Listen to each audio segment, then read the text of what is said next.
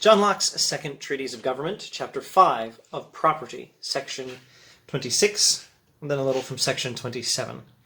God, who hath given the world to men in common, hath also given them reason to make use of it to the best advantage of life and convenience.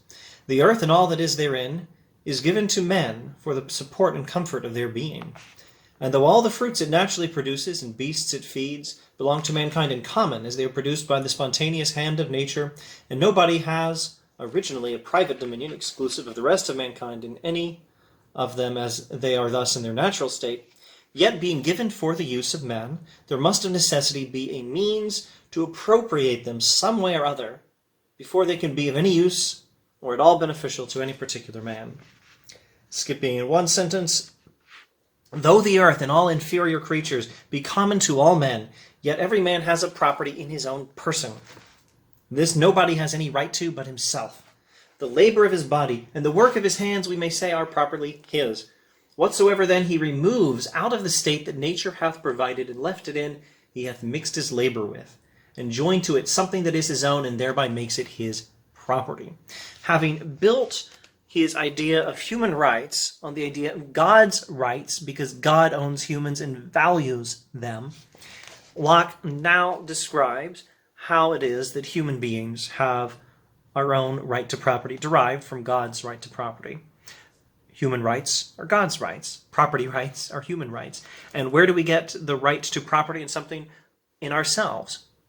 Things in the world, dirt, trees, fruit, things in the world, animals, things in the world, land itself, things in the world that are useful for human beings are not useful until we do something with them. We have to pick the fruit up off the ground, or pick it up off the tree, or till the earth so that it produces crops. We have to catch the fish. We have to herd the animals. We have to mine the ore and smelt it and turn it into metal objects. We have to take the things in the world that God gave us for our benefit and work to make them useful for us.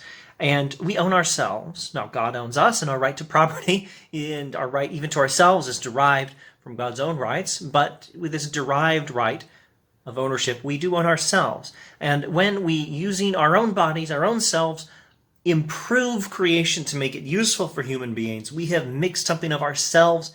We have mixed our labor with that thing that we've improved, and thereby made it our own.